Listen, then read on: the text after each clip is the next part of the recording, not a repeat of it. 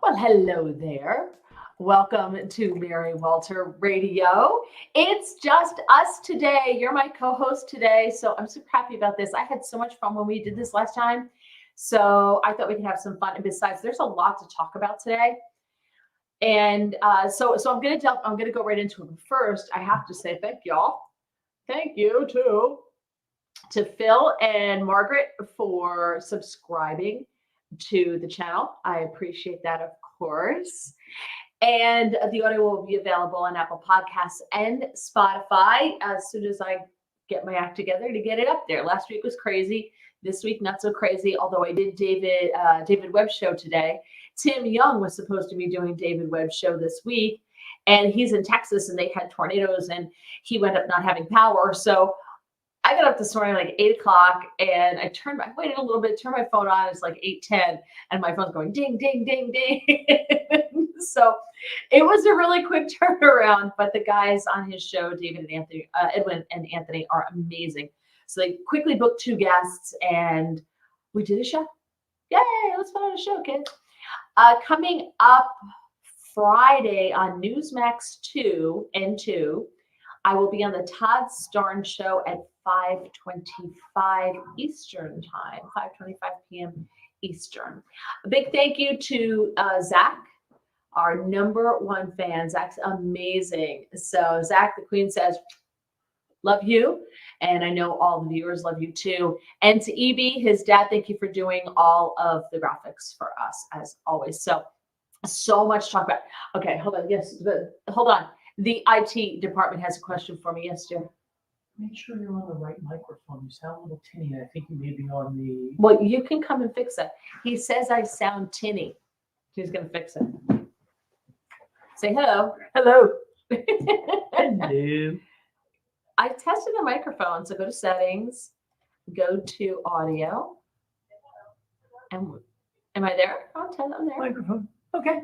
Echo cancellation, automatic rate, reduce mic background noise. Would that be you? Is that better? Okay. Okay. Okay. All right. Sorry. Hopefully that's better. If I sounded tinny, hopefully I don't sound tinny anymore. So much to get into. So I want to jump in because then I have a question to ask you because I got into it over the holiday weekend with people on X. And I get their argument, but you can take it to the nth degree and it just becomes, I don't think it's a great argument. Okay. All right. Where are we? Hermit Sal. Yay, Sal. Waiting to hear the words of Mary. Sal's the one who hooked me up with that, what was her name? Lauren, who was it Lauren? Let me just see. Yeah, Lauren Conlon, who did the real life podcasts. And we had so much fun with her 2 weeks ago. So he hooked me up with her. So thank you, Hermit Sal. Hey, look who it is, my friend watching your back. All hail Queen Mary. Thank you so much for calling in on the Todd Starn Show today. It was great talking to you. Thank you. And I hope that you are traveling America's roadways safely and with no incidents or accidents. Bill Haynes is here. Hello, Bill. Hermit Sal says, good evening, everyone. BR is here with a wave. Let's see, he's got a wave and a smile. Thank you. Her Majesty will be on until you guys are talking ahead of the show. Now, Tax USA, Steve is here. Thank you, Steve. I know you always tweet out when I'm going to be on, so thank you for that. Truly appreciate it. He's talking about Goodfellas. De Niro must have caught that Biden mind melt. Good evening on the turn of the nation. It's De Niro. It's just so irrelevant. Star Driver 1, good evening, Your Majesty. And did you see, by the way, De Niro, not to get off on that because I really was going to talk about it, but did you see when he was walking up to the cameras, he's got to speak entourage, right? He's got to speak entourage. And he's wearing a mask in the middle of the street in New York, and he's wearing a mask. I'm like, oh, you're California showing, dude. He's not a New Yorker. You're California showing. It's ridiculous. Thank you, Star Driver. Great show today on David Webb. Oh, hold on. Star Driver called in today on the David Webb Show. Thank you so much. That Newsmax thing, is that on the web? No, Gregory, that's kind of like the original, how like Fox has Fox Nation and you have to pay extra for it. I think that's what Newsmax is doing now with N2. I think it's a subscription thing, kind of like News Nation. I don't know. let me see. Newsmax N2. Hold on. I'll check for you right now. Newsmax N2. Oh, wait, it's on YouTube. Oh, it's on YouTube.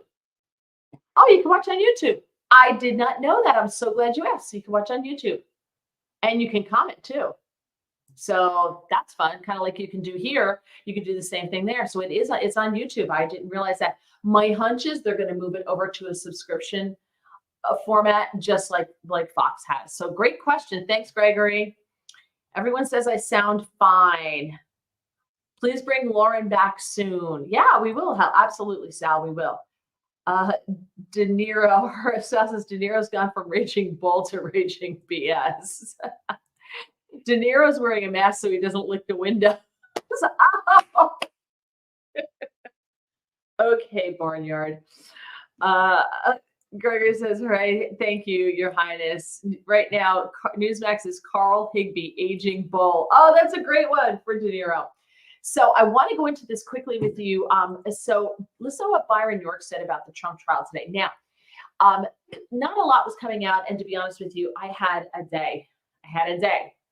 And so I didn't have a lot of time to sit in front of the TV and digest it all. I had a long talk with Rhoda today. You know, my friend Rhoda, my old neighbor from DC. Poor thing, bored out of her mind. She doesn't do anything. She has a hard time leaving her apartment. And you know, her son lives in the building, but didn't do much. So we have our Tuesday talk, which is what we used to do in the apartment. We met on Tuesdays for a coffee and crumb cake or whatever kind of treats I would bring. So I was talking to Rhoda today. So I had a lot going on. But apparently what the judge wanted to do was do the defense's closing statements. Now remember, the defense doesn't even really know the charge to the jury. So they don't even know the charges that they're supposed to be arguing against to protect our client from. This is insane. Yet, and then so the prosecution he thought was going to do some today and they were going to take it into tomorrow. And the jury came back and said, no, let's just get it done with today. So that both sides have said the same thing. It means that they already know which way they're going on this. So this may be very, very quick, which is what I want to talk about tonight. So Byron York says, Trump prosecutor, quote, the other crime need not have been committed for Trump to be convicted. So he didn't have to commit the crime in order to be convicted of the crime. It just had to be that he intended to do it. Now, I think that if I'm no legal scholar, but if you intend to rob a bank and you choose not to go forward and not rob the bank, how can they charge you with robbing a bank if you didn't do it? Right? How does that happen? It's a thought crime. Is that what this is? But they are so desperate to make Trump a convicted felon so Joe Biden can go on TV and call him a convicted felon all summer. They're already gearing up for it. That's what this is about. From Byron York. And by the way, it doesn't even have to be a crime. 2 misdemeanors plus civil FECA violation, which I don't know, what Federal Election Committee something violation. Voila. 34 felonies, maximum 136 years in prison. It's crazy. Absolute crazy. And Biden's had his speech ready for a while now. So what does that tell you?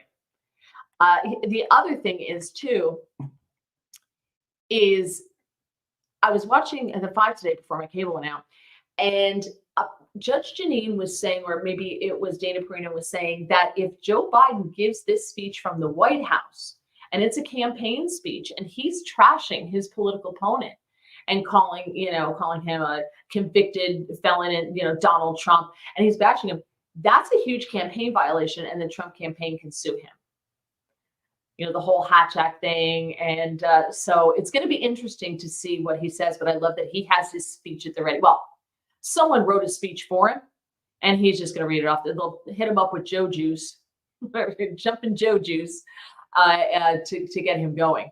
And that's what's going to happen. So Jonathan Turley has an excellent thread on X. So bear with me. He is in the courtroom and he's talking about the prosecution here. And Steinglass is the prosecuting attorney who's giving the closing argument. He said Steinglass is beginning and telling the jury to, quote, tune out the noise. He insists that they have presented, quote, powerful evidence of the defendant's guilty. He is starting by the sideshows of the defense. Steinglass is hitting arguments that hid evidence and misrepresenting calls. He is denying that Stormy Daniels was trying to extort Trump. It's hard to see what would be a more accurate description of selling a salacious story for money. Instead, the prosecuting attorney claims that Stormy Daniels was just trying to protect her family by demanding money. But honestly, none of that's illegal. That's not even part of this case. That's just the salacious sideshow part of the case. None of that's illegal. Paying someone to go away, if everybody agrees to it, you sign the papers, that's not illegal. Bill Clinton did it with Paula Jones. Not illegal. John Edwards did it with Rielle Hunter, and she's his baby daddy. He fathered a child with her. Not illegal. But it doesn't matter what's illegal and legal. They're just trying to go after, to dirty Trump up. Steinglass insists that Michael Cohen, quote, is understandably angry because he is, quote, the only person to pay the price for this conspiracy. Again, this reinforces the false impression that a federal election violation occurred in this case. The defense finally objected and the judge overruled it because the judge overrules every one of the defense's objections. It was precisely what Mershon said the prosecutors could not do. And then they did it. And the defense objected, but he let them go ahead with it anyway. They are suggesting that Cohen pleaded guilty for Trump's crime, yet Mershon immediately overruled the objection. Steinglass just dismissed Cohen's and admitted to grand larceny and is justifying Cohen selling merchandise and making money on Trump. You can't blame him. Because he has only this connection to sell. He's portraying Cohen like he's selling goods on the street to portray his struggling family in their multi-million-dollar Trump condo. His struggles amount to earning millions in attacking Trump. Steinglass has another good line on NDAs being lawful, but so are contracts. However, a contract to kill your wife is illegal. Prosecution just said that the same catch and kill effort for Arnold Schwarzenegger was not innocent, but led to an investigation into federal crimes. How was that even in evidence? There was no objection from the defense. Mershon seems to have kept the defense in a small neighborhood while allowing prosecutors to go globe-trotting with prejudicial and, in my view, improper references. Steinglass seems at time to be giving testimony without objection from the defense or interjection from the court. He has been explaining what is common in politics and the media and told that the jury that catch and kill efforts are unusual.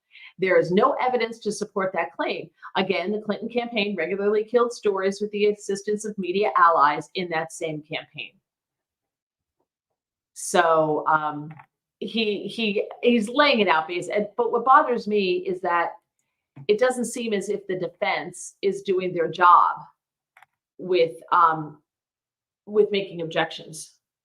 Objecting in front of the jury, I think, would be very powerful, unless that's their tactic, that they're just not going to object in front of the jury, because it makes the jury say, wait, why can't I hear this? What don't you want me to hear? I don't know. So I'm curious. I want to know, do you think,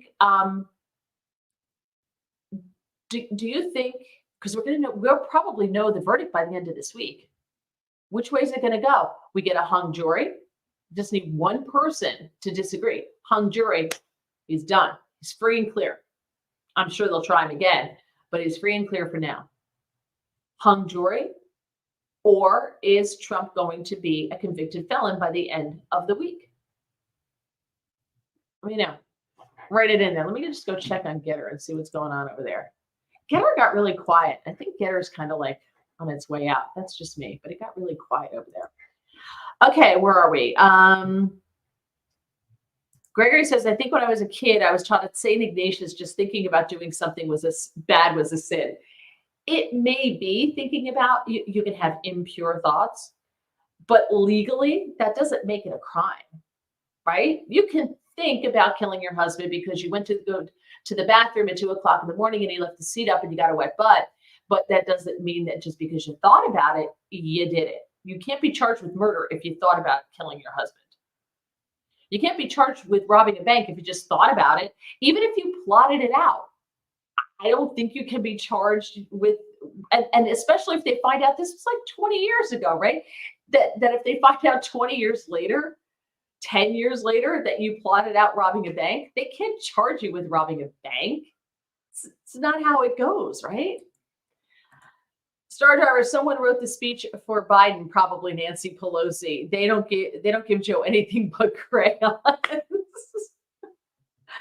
Stormy is just waiting for a book deal. What would be the book deal? Don't we know everything? She went into salacious detail in the courtroom, but yet back in 2018, she signed a letter saying that she never had sex with Trump and that all the claims were false. And she told that to Bill Maher, that she never had sex with him. So, which is true, Stormy. The woman's a liar. Obviously, she's a liar. She signed a non-disclosure agreement, cashed the check, and then broke it. So she broke a contract. She doesn't have a problem with that. She told Bill Maher she never had sex with Trump. She signed a letter saying she never had sex with Trump. And then she got on the stand, raised her right hand and said she did and gave salacious details. You know how they met? She had a clogged sink in the kitchen. And so the plumber came over and it just happened to be Donald Trump. And he was totally hot and she couldn't resist his wily ways, his plumber's crack. She just couldn't resist it. And all of a sudden, really weird bound, wow music started playing in the background, so she had to do it. Herman Sal says, I'm not certain, but I think that DA Bragg said something like New York law is not required to specify what the crime is until the end of the trial, something like that, but I could be mistaken. It wouldn't surprise me if that's New York law, but how does the defendant get any kind of fair trial then if your lawyers don't know what they're arguing against? How does that happen? Now Tax USA says it would be interesting to have an objection scorecard, prosecution versus defense objections. Somebody did that. I've been watching MSNBC, CNN, Fox. Somebody did that. And overwhelmingly, Judge Merchan sustains the objections of the prosecution, overrules the objections of the defense. Every now and then, though, a blind squirrel finds a nut, so he lets one from the defense go forward. And so he's clearly in the tank for the prosecution here.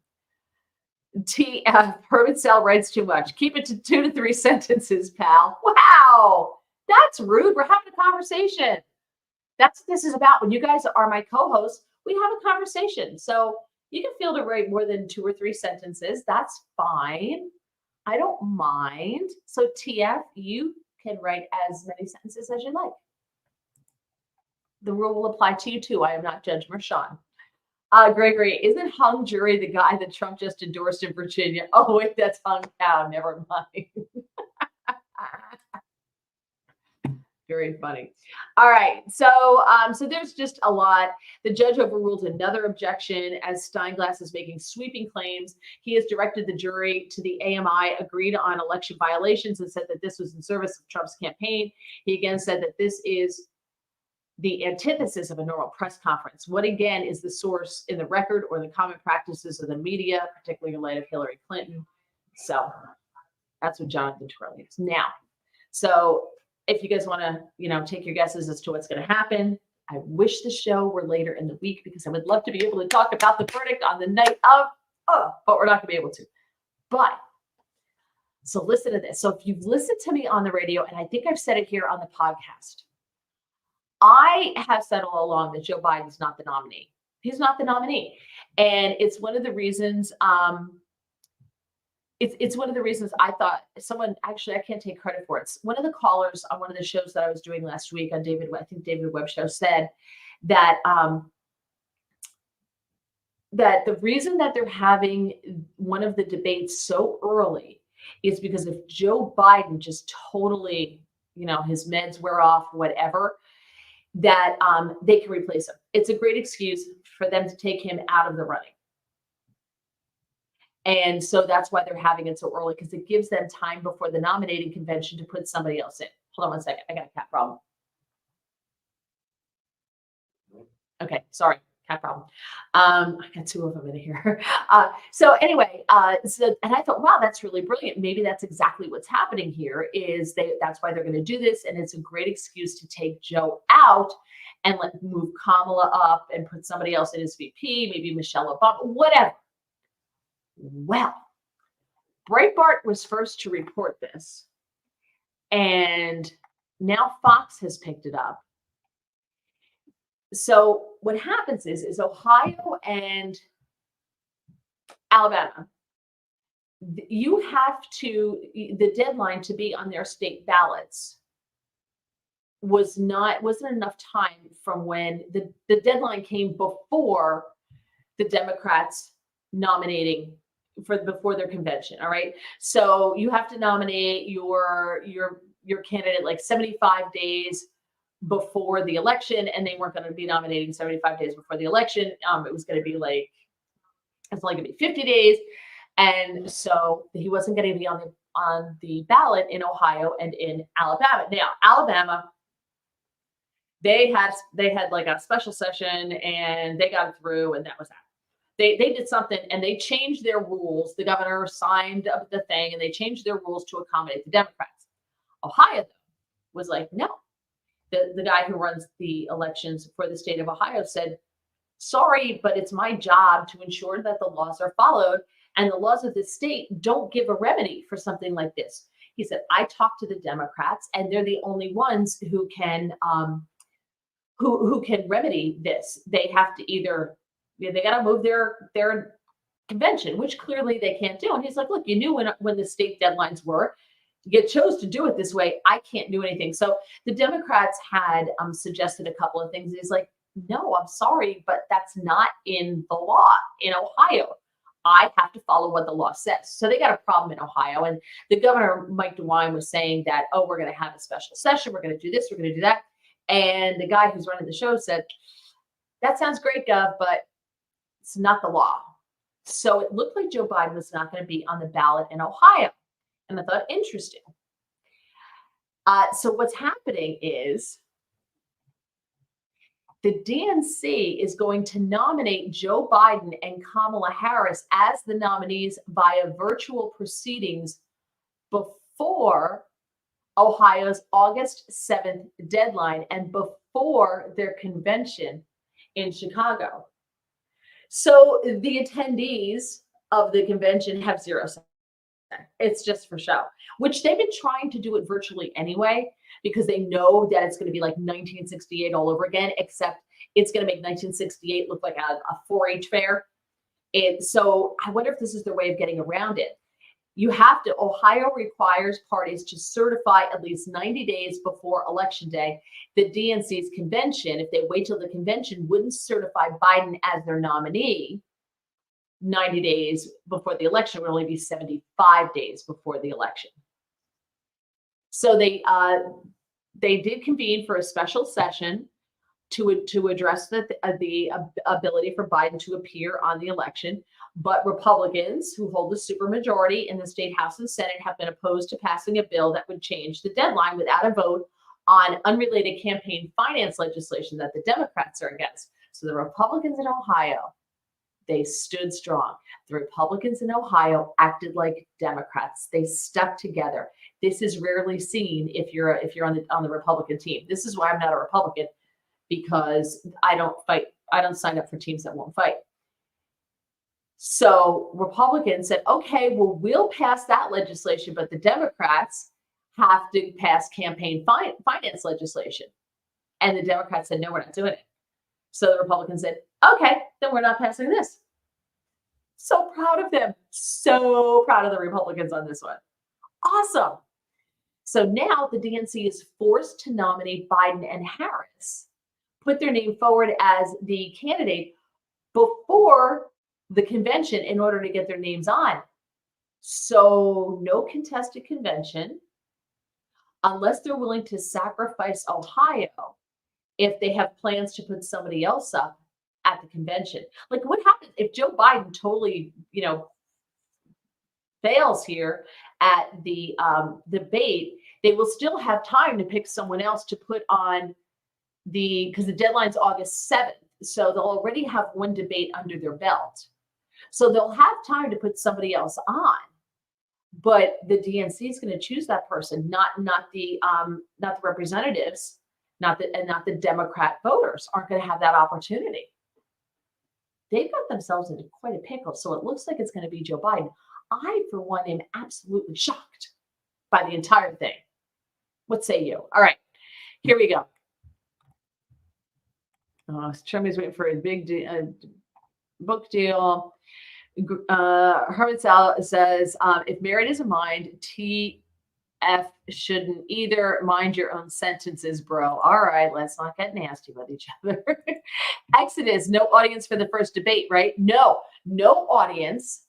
They will be sitting down because Joe Biden gets to make all the rules. That's how this game is being played. Joe Biden picks the playground. Joe Biden picks, all the rules of how to play the game. He picks the game, all the rules for the game. He does everything. Trump isn't allowed to have any stipulations whatsoever. As soon as Trump said we should have a drug test, they're like, oh, you're not being serious. So it's all Joe Biden's rules. So no audience. He got to pick CNN and ABC. So he got to pick the two news outlets. Fake Tapper and I forget who else. I forget who the other moderator is for the first one from CNN. Trump calls him Fake Tapper. I think it's hilarious. So they get to pick how long it's going to be. They want to sit down for it. Trump said, I prefer to stand, but Joe Biden wants to sit. I would pay to watch them wheel Joe Biden out in an office chair with Joe Biden going, wee! like a little kid. Would pay to see that. But I would love to see Trump say no earpieces and no prepared notes on the podium before you, because I don't trust CNN and I don't trust the DNC. Because remember Donna Brazile and Hillary Clinton. Donna Brazile got the questions ahead of time and fed them to Hillary, right? Or fed them to Hillary's campaign, who fed them to Hillary. So I don't trust that at all. Trump doesn't get to make any of the rules. He doesn't get to have any say. He doesn't get to have any input. And he is saying, okay, I'll play by your rules. Okay, go ahead. I'll play by your rules. Joe's still going to do a horrible, horrible job. Now, the one thing I don't like is, I kind of like it and I kind of don't like it. They turn off the microphone of the person who's not supposed to be speaking. And I just don't trust that that's going to be fair. That's my thing. I don't trust that that's going to be fair. Porch View says, my cousin has been very involved with making sure the Ohio rep stays strong. DeWeiner is awful. Good for them. Tell him kudos. I am so proud. I wish he could go to Washington and teach our congressmen and women how to stand strong and how to stick together and say, no, you want this? That's fine. We can do this, but you have to do this. That's fine. We could do that. But Democrats are so used to it being one way. So what do you think about this? I'm shocked. Am I the only person who's shocked? So they're all in on Biden now. Do they really think Biden can win? I mean, is that really what's happening? They're that sure that Biden can win? Come on. They are anything but stupid, the Democrats. The Democrats are very smart. I can't believe they're all in on Biden. I just don't buy it at all. I still think something's going to happen. Star Driver says Biden sets all the rules for the first debate on CNN. Trump needs to take some of the money from Truth Social and buy CNN. Biggest flex ever.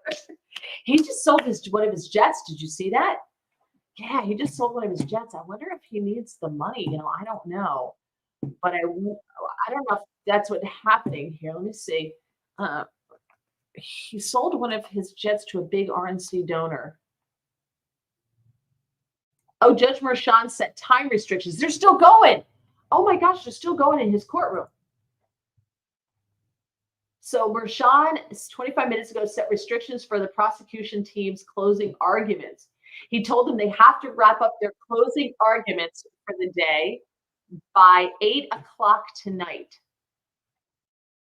The prosecution began their closing arguments around 2, meaning they made their case to the jury across a 6-hour span. The defense team started at 9:30 and wrapped up before 1 o'clock. New York attorney Rebecca Rose Woodland said, I think their strategy is throw a lot at the jury, make the closing seem so long that the jury will start to say, well, that closing was so long, they must have had a lot to say. They must have proved their case. Interesting. Jonathan Turley said, going late is still a better option for the defense. The worst case scenario was to allow the prosecution to give an hour closing just before they're instructed by the court and sent into deliberations in the morning. Right now, the jury is likely in overload and tired the government too long for that reason. So they wanted them to go home, think about it, and then get their instructions tomorrow. He said it was the judge more than the evidence or the prosecutor that has made a difference today. Prosecution has been allowed to virtually testify while making it related improper arguments. Rashan has done little, and what he did was too late. As we have seen in prior weeks, he finally sustained objections only after the damage was done.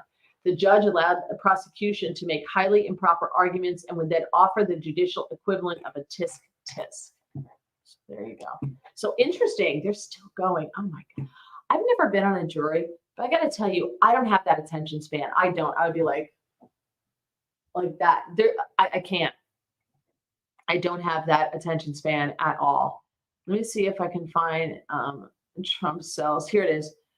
He sold his jet from the 2016 campaign to a GOP donor. The Trump organization sold a famous high-speed jet flown by former President Trump during the 2016 campaign.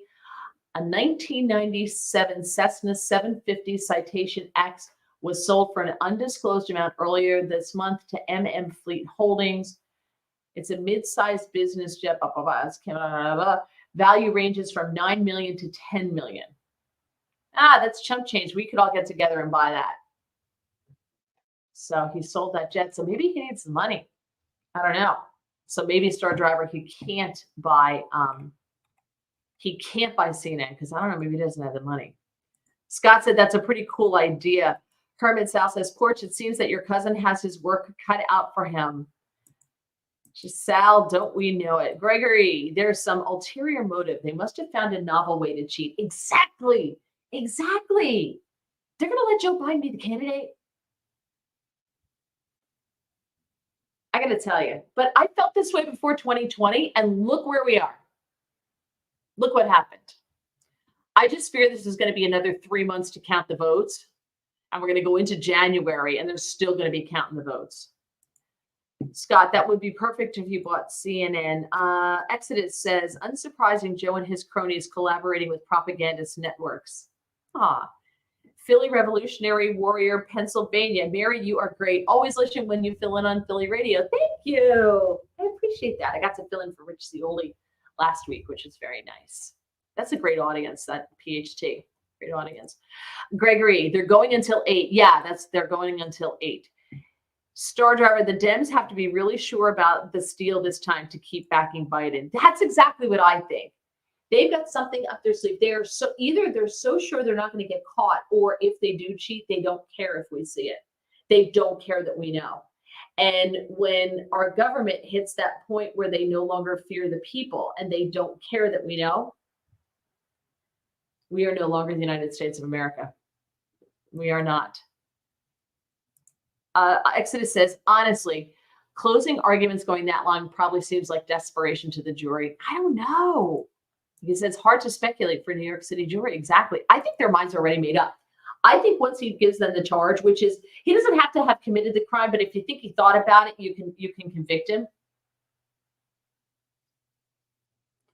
Now, Tax USA, this may be strong language, but the word sabotage comes to mind. Voting, legal, courts, borders, energy, education, military, Green New Deal, practically everything you can break, Dems are breaking. Well, that's the Cloward Piven strategy, right? That's what Cloward and Piven, two professors at Columbia in the 60s, where Barack Obama supposedly went, Columbia, that hotbed of anti-Semitism, and how to turn the country socialist. And they came up with this plan that if you overwhelm the social programs in this country, you overwhelm medical care, you overwhelm hospitals, you overwhelm Social Security, you overwhelm Medicaid, you overwhelm Medicare. You just put so many people on this system, the system will break. People will ask the government to save them from the broken system. and the government will jump in and will nationalize everything and take control of all these levers. And not that they don't already own those levers, but they will restrict our rights in order to save us. That's how it works. And it looks like they're doing a very good job. Star Driver, will the Dems have 14 new Democrat paid voters? That's what I fear too. Hermit, Democrats are well-trained and well-disciplined and a well-disciplined large cadre. Yes, they are. Gregory says, if the jury is there beyond the dinner hour, I wonder if they feed them or they just let them get hangry. So they do bring food in. I know that. I know they bring food in. Sorry, my nose is itchy. And that's not pretty to watch someone itch their nose. So they do bring food in for them. But I don't think I think they broke for lunch. And I want to say they break at 1 o'clock. So they broke for lunch and now they're going to go to 8. Yeah. They may have had another break in there where they had food for them, probably. Now Tax USA says, Field of Nightmares, break it and the Dems will come. All right, I have some good news I wanted to share with you, and you may have heard this, but this is special to me. This is near and dear because I live in the People's Socialist Republic of New Jersey. And do you guys remember the Atlas Gym and the owners, Ian Smith and Frank Trombetti? They own this gym in South Jersey, in Belmar, and they defied the lockdowns from our wonderful dictator, Phil Murphy. He of long on authoritarianism and short on sense and or legal knowledge. And they have been fighting now a battle for almost 4 years because they kept the gym open. So the governor asked for a court order to close the gym. And Ian Smith was the face of this. And he explains where he said, this is where a lot of the really tangible, very, very scary punishments came in, because he said they threw these charges at them. They were ordered to pay about $165,000 in fine for violating public health emergency rules. But just remember, they were hit with that, but liquor stores were allowed to stay open, and so were all the big box stores, and so were supermarkets. So it's an emergency health order. So why are liquor stores open? Like I could kind of get grocery stores, but they could have been far more restrictive than they were. But box stores, did we really need them open? The big box stores? Do we need liquor stores open? What's the difference between a liquor store and a gym? Except one makes you healthy and one doesn't. So I found that whole thing very disingenuous. So they were ordered to pay about $165,000 in fines for violating this public health emergency area. So they had 80 charges ultimately thrown at them. The charges, quote, were thrown at us to scare us into shutting down. And this was Breitbart that broke this story. When that didn't work, Governor Murphy took the municipal charges as well as a health department shutdown order and went before a judge. And he asked the judge to close Smith's business, which Smith's place said is where, quote, a lot of the really tangible, very scary punishments came in. We were being fined $15,497.76 per day for every day that we were in operation. Imagine that, almost $15,000 a day for every day they stayed open. The state took upwards of $200,000 directly from their bank account. Just took it right from their bank account. This is the scary part of the state. This is the scary part of big government, of the government, period, end of story. This took money out of their bank. We had one member arrested. My former co-partner and I were arrested. We had our doors forcibly locked by the sheriff's department.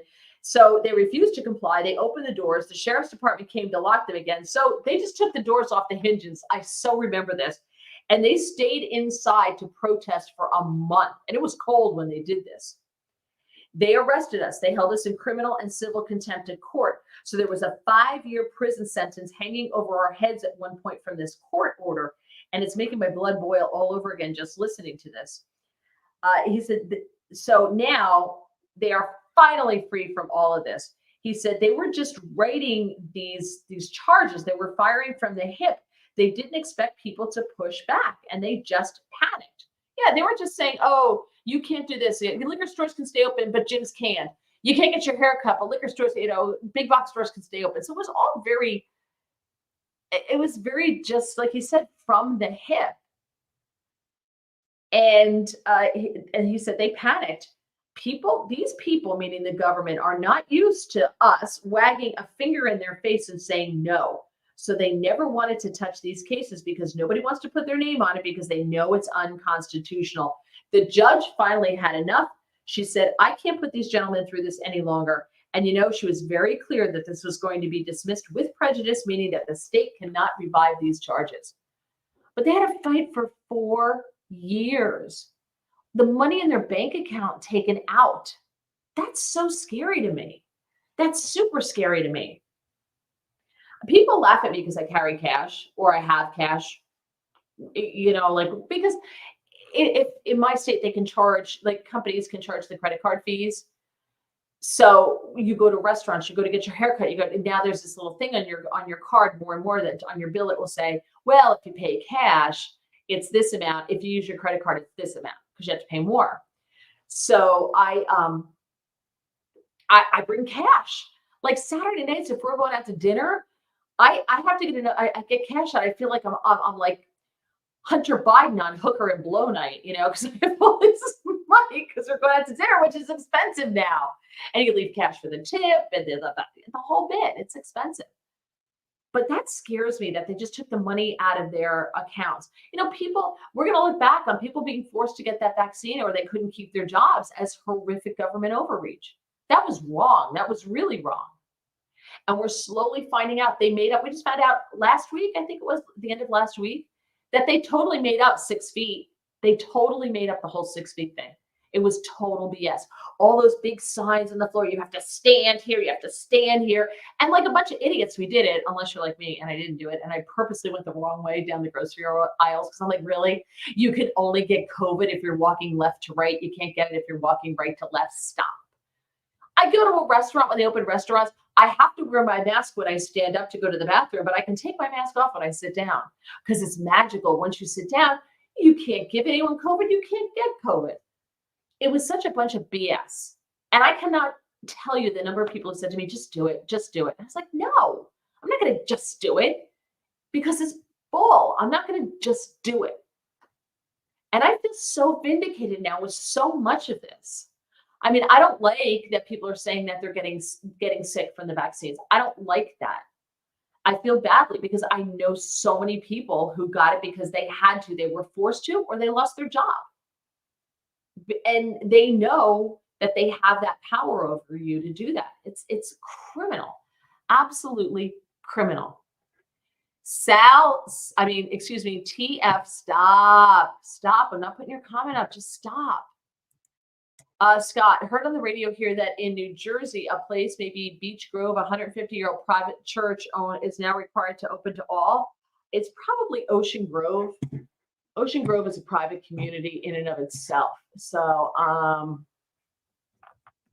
Ocean Grove Church. Let me see. It's got to be Ocean Grove. No, it's St. Paul's and Ocean Grove. It's Methodist. It's a Methodist community. I can't imagine that they keep people out of it. So I don't know. I'd have to know more. Sorry, Bill. Ron says, by the way, Ron, I have to tell you, I was cleaning out the attic. Once a year, we just take a section of the attic and we have to go through all the boxes that our parents made us take with us. Like they just said, you have to come get all this stuff. And we literally rented like a little U-Haul thing you pull behind, like not a big one. It wasn't a driving one, but behind. And it was full of our stuff, like high school, college, Girl Scouts, all this stuff, bills, paychecks from 2004, all this stuff. So we pick a box, we pick a section and we clean it out. So we did that this weekend.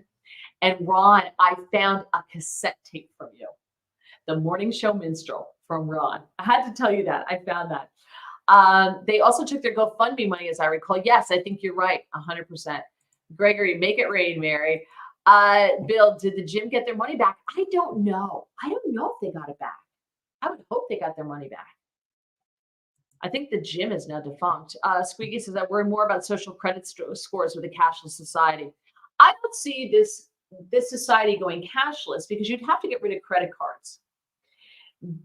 You'd have to get rid of credit cards. I try to use cash as much as possible anyway.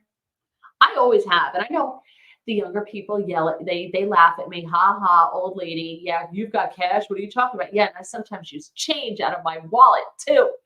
I like that better. I prefer, I don't know, maybe I'm paranoid, but so be it. I'd rather be paranoid than sorry that I wasn't paranoid. So, all right, I quickly want to get states and federal government can seize property is in direct opposition to the Declaration of Independence. Yes, long version, life, liberty, happiness, property, wealth, and individual sovereignty. You preach, Steve. Beach needs to open on Sunday. Oh, is that what that was about in Ocean Grove? It's open on Sunday. I thought it was open in Sunday Grove. Ocean Grove, New Jersey Beach ordered to open on Sunday mornings for the first time in 155 years. Yeah, I'm shocked that they weren't open on Sunday mornings. So that's just paid cash for a card today. Here's the thing. You pay more than $10,000 though, you trigger one of those SAR suspicious activity reports that the Biden family had a gazillion of, like 70 some odd of those things, and the feds totally ignored them. But if you do it, they are going to be in your grill in a heartbeat. You're going to get audited by the IRS. So I hope it wasn't more than $10,000, Portview. It was like a little Matchbox car. So, okay. I want to talk about something that happened on X. All right. So I don't even know how I even got involved in this thread, but here's the gist of it. They were talking about things that kids today can't do. And one of the things was, I think it was about education and saying that there's so many things kids don't know how to do, but with education, which is why if you took the money and you gave it to the parents, it was all about school choice. And of course, people on the left don't like school choice. They prefer public education or indoctrination. And somebody had said something, kids can't do. And I said, yeah, they can't do math. They can't read an analog clock. They can't read or write cursive. And we went off on this tangent about cursive. And they're all laughing at me. Why do you need cursive? Nobody hand writes anymore. Typing is so much better. Everybody, I said, well, when I was in school, we learned cursive when we were young. And then when we got into high school, we all learned typing, right? Because we learned typing. Fine. And actually typewriters. We actually typed on typewriters. It was amazing. It was great. So I think that cursive is a necessary skill because, and here's the argument I got back. The argument I got back was why? You can just read everything on your phone or on your computer. You don't need to be able to read cursive. And I said, well, if that's your logic, then you don't need to teach geography because you can just look at a map on your phone and you know where everything is. So you don't need geography. Heck, you don't need math. I have a calculator on my phone. If I have a math question, I can just type it in there and I'm going to get the answer. So you don't have to need math either. I said history. If I want to know about history, I can just look it up on my phone. So my argument became, okay, well then I say, because now remember, these are people who are pro public school. So I said, well, come to think of it, I think you guys are right. Think of the money we could save, because part of it too was doctors, kids in medical school now can't, 50% of them can't pass the tests to get the hell out of medical school. And so they can't do math on the fly. Why do they need to do math on the fly? They could just Google it on their phone. I'm like, if you're coding, the doctor shouldn't, you want the doctor to take the time to look up how much epinephrine to give you, or should the doctor just be able to calculate that off the top of his or her head real quick, boom, like that? Or should you want them to go, well, hold on, while you're coding? I don't think that that's a good thing. But, I'm old, the whole bit. So I decided that past really third grade, you really don't need school anymore. Because everything's here. As my father calls it, his handheld computer. My brother's like, that's your phone, Dad. That's your phone. His handheld computer. If everything's here, okay, then why am I paying so much money for schools? Why are my property taxes in New Jersey $20,000 a year for schools, the bulk of it?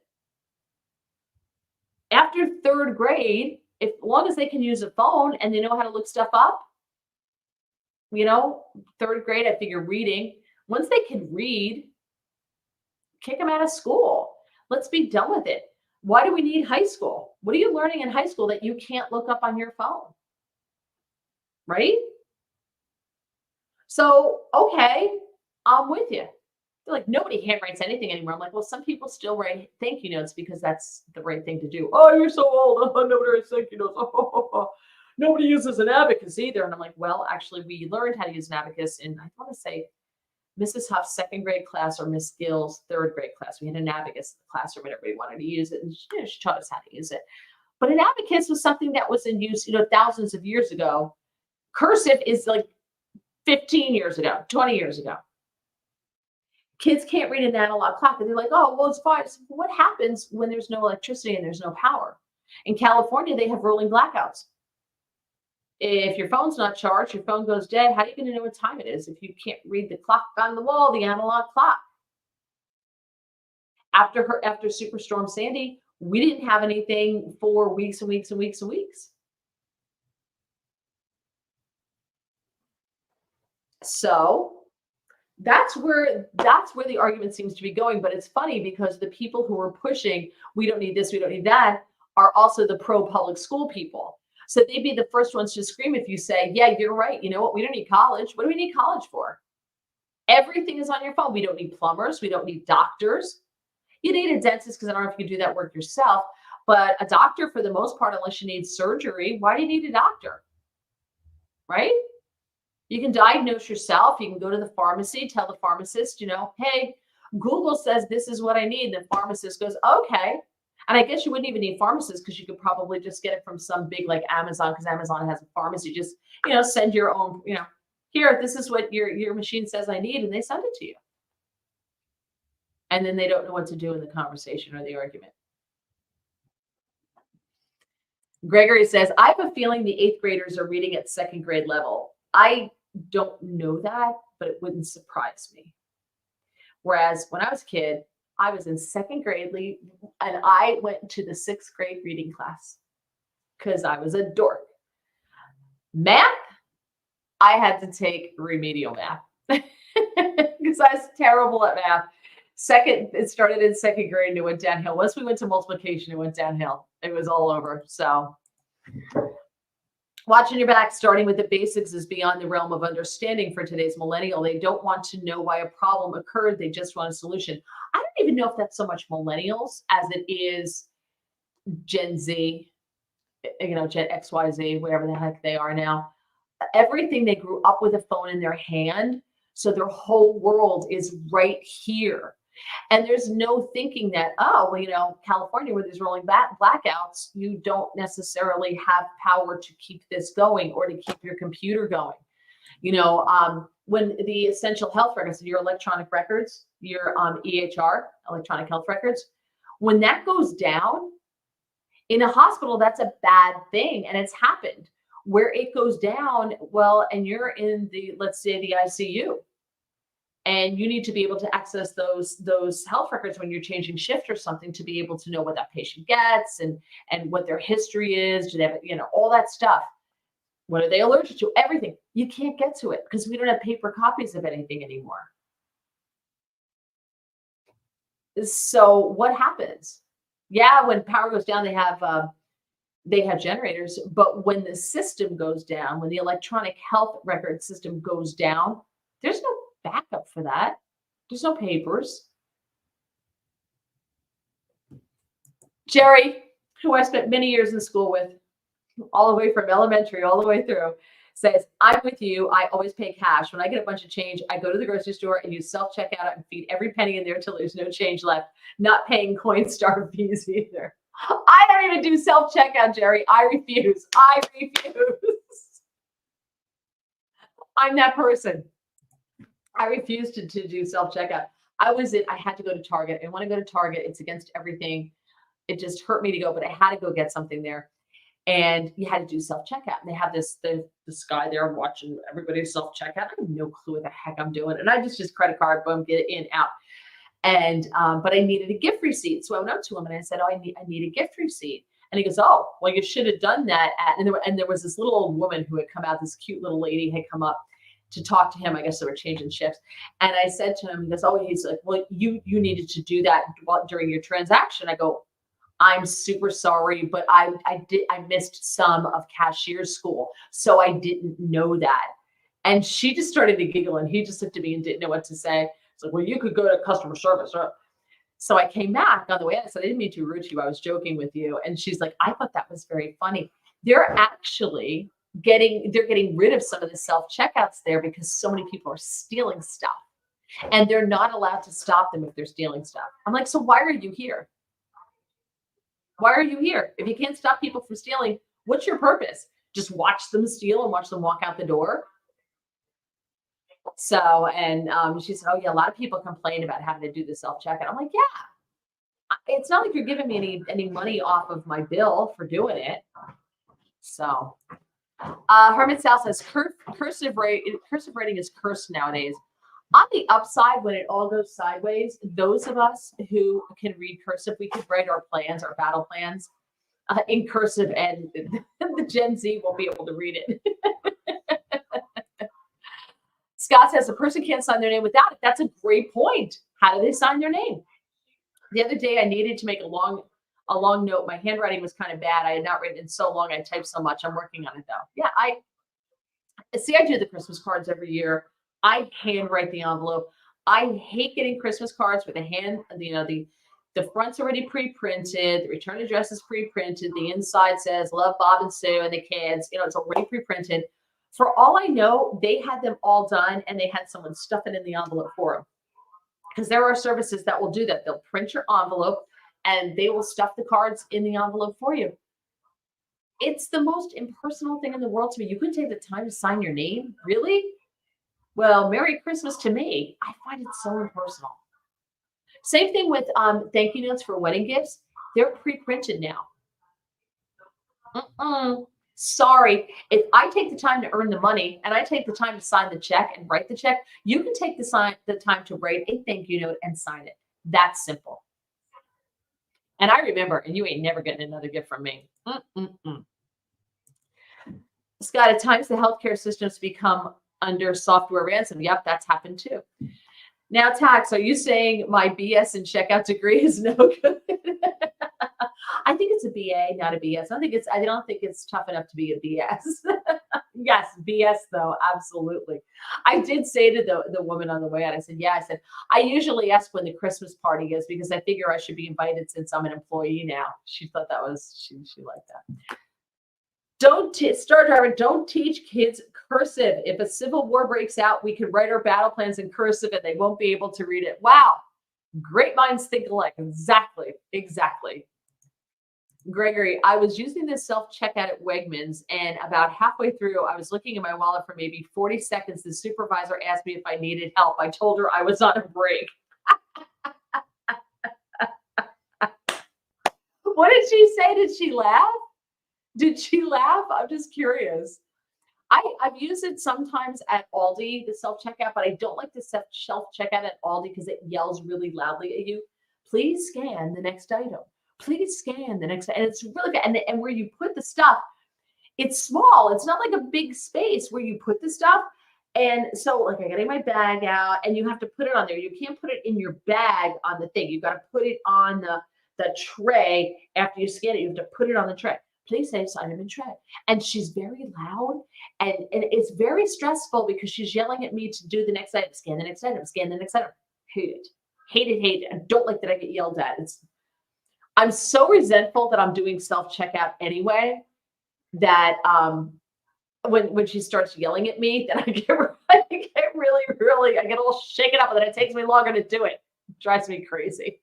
So, all right. So anyway, that's what I wanted to talk to you about. I love you guys. I really do. I love that we get this good conversation going, and you're always there. You were always here. So thank you so much. So as I said, Friday on Newsmax 2, I think it's N2, Newsmax N or Newsmax 2. It's on YouTube. I'll be on with Todd Starnes at 5:25 on Friday. And I'm also taping a podcast with, let me just see, Jake, hold on here, messages. Let me see where it's going to be. Jake Novak. I will be on his podcast in the 3 o'clock hour on Friday. It's a taping for the analysts. So when I find out when that's going to air, I'll let you know. Next Monday, I will not be on the Chris Salcedo show. So I'm having an MRI, and in order to get into the MRI machine, I need about 40 Valium. So, because it's a coffin, and I get super, super, super psyched out, like super crazy. And I have crawled out of the MRI machine before. So now, since it's at my husband's hospital, he doesn't want me to embarrass him. So he's going to come home and get me, bring me back to the hospital because he wants me drugged up. And then he'll bring me home. Excuse me. So I will not be doing a podcast on Monday night unless the drugs were off. We'll see what happens. But I suspect that they're going to give me quite a few because Mary doesn't like the MRI. So I'll be doing that. And Tuesday, I will be here. And I don't know who we'll have on Tuesday. Let's see. I'll see who's around. We'll see what's happening in the news. And we'll probably have a guest on Tuesday. But thank you all so much for joining me. Let's see. Gregory says she seemed exasperated but didn't utter a word. She probably gets that a lot. Jerry Shore Essential says, flash forward 20 years, all of us old folks at the nursing home passing notes back and forth in cursive in our grand plan to take over the cafeteria. Herself, fine show tonight. Yeah, you guys did great tonight. Thank you so much. Exodus, I hope I don't expose myself, but I honestly can barely read cursive, and I'm a college-educated millennial. Sad, I know. But you can learn it unless you don't think there's a reason for it. How do you sign your name, Exodus, before we go? How do you sign your name? Can you sign your name in cursive? Do you know it that much to be able to sign your name? I'm curious.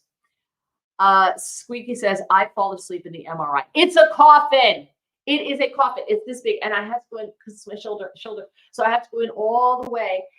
And so I'm like this. I'm like, I don't want my shoulders, because if my shoulders touch the side, I'm going to flip out because I know it's like right here on my face. It's right here. It's right here. Oh, I can't. I'm freaking myself out thinking about it. Let's see. Now Tax USA, speaking of good night, I fall asleep at the dentist. I'm going to see the dentist on Thursday. I see the dentist Thursday. I don't know. When I was younger, the dentist freaked me out. I guess I'm to that age now. I'm like, yeah, whatever. Okay. Like, how bad could this possibly? Well, that's a dumb question to ask, going to the dentist. I don't love going to the dentist, but it is what it is. So, Scott, a lawyer, I learned to read his cursive. I couldn't read it for chicken scratching until I read a bunch of it in front of my family. Yep. So Exodus, our millennial, says, in grade school, they taught basic cursive. So yeah, I can sign my name, but that's about it. Wow. It takes so much longer to print, right? It takes so much longer. I don't know. All right. I'm out of here. Thank you so much for joining me. It's always a pleasure when you guys are here with me. I really love doing these types of shows because you are wonderful and amazing. Please tell your friends. Please subscribe to the channel if you have not done so. Please, please, please, please like the podcasts. If you're watching them on YouTube or listening to them on Apple Podcasts or Spotify, please like them. The thumbs up is important. And I will see you next Tuesday. And here's to a good outcome in the Trump trial. Bye, guys.